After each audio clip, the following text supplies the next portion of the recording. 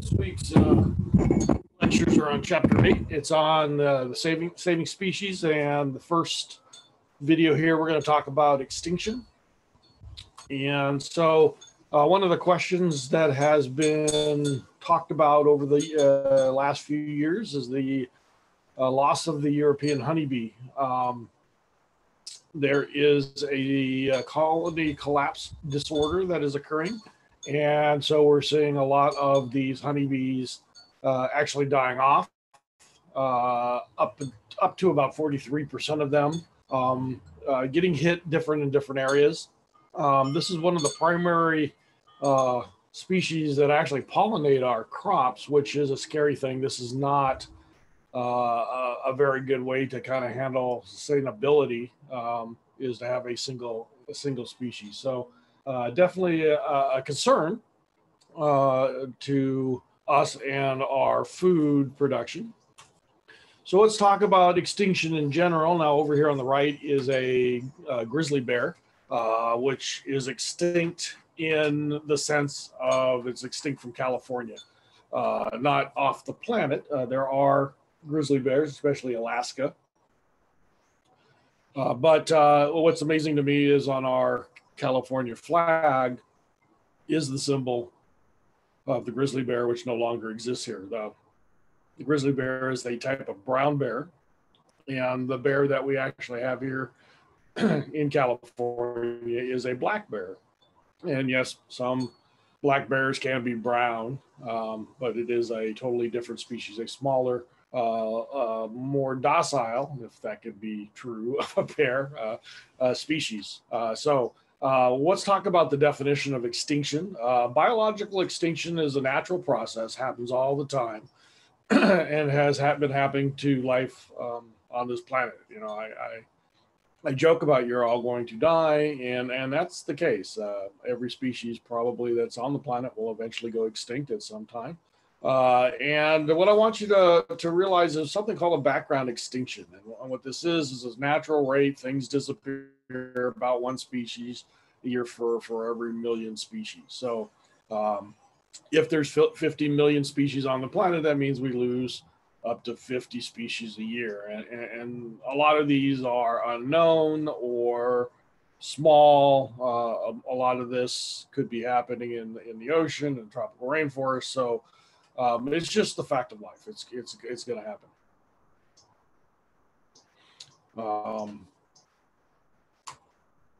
What I do want to talk about then is what we call mass extinctions, and there has been 5 of these over geological time. I'm not going to hold you to what those are. I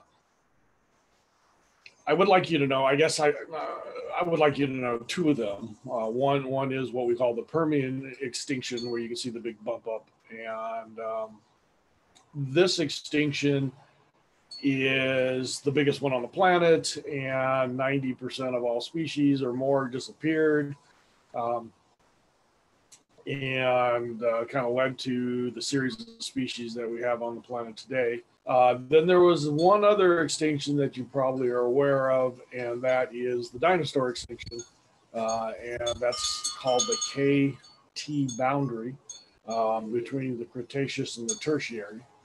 And again, that was the dinosaurs. That was about 65 million years ago. So the Permian was actually 250 million years ago, and then the dinosaur was about 65. And there's a few of them other than those that were also fairly big, but not nearly as big of impact to humans, I guess, as the other 2. All right, so what I do want you to know, the 6th mass extinction, some people say that we are living it today. Here's one by Richard Leakey. And this mass extinction is being called the anthropogenic extinction. So it looks like all the other mass extinctions where you have major amounts of species disappearing over a very small geological time. The difference with this one is in the past, lots of species like the dinosaurs disappeared, and then all of a sudden you saw mammals, birds, and insects explode because you took off that pressure. New niches and habitats opened up, and we had things evolve into it. This extinction is very, very different. because as we have this big rate of extinction like the other five, there has been a single species taking over and moving into these footprints, not footprints, into these habitats, niches. And it's the human footprint that is causing this. And so anyway, so biologists, because we've never seen it on the planet, don't know exactly what's going to happen. But what they do know is it's not good.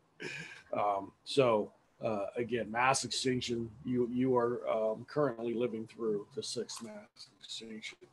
And what does that indicate? Well, it indicates 25 to 50% of all the world's roughly 2 million identified species. Some say there's up to 50 million species on the planet are going extinct by the end of the century.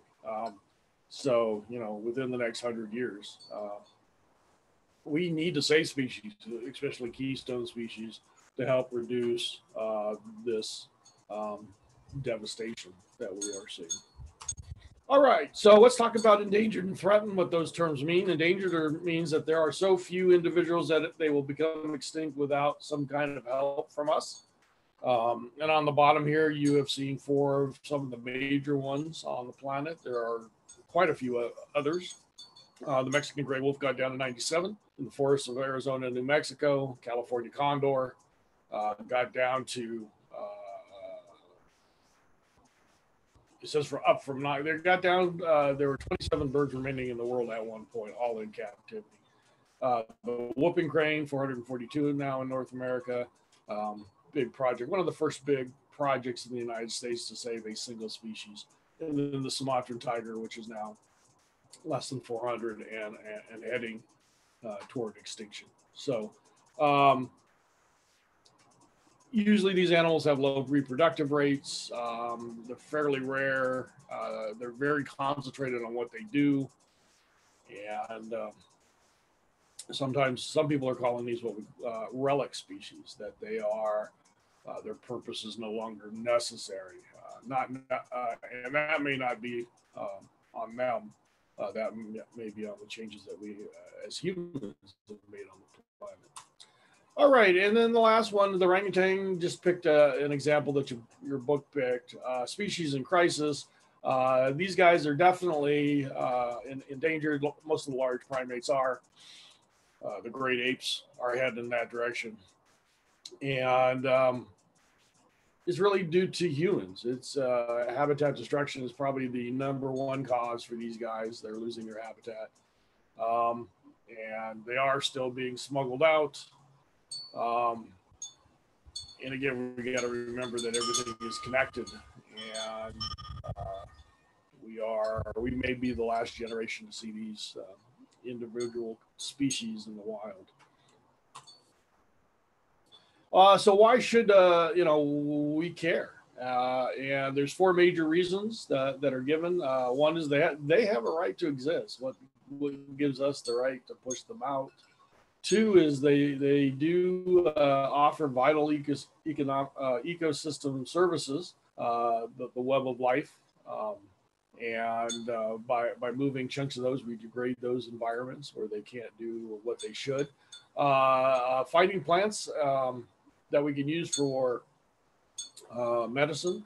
62% of all cancer drugs come from bioprospectors, people who are looking at these plants, trying to figure out what properties they have to help us.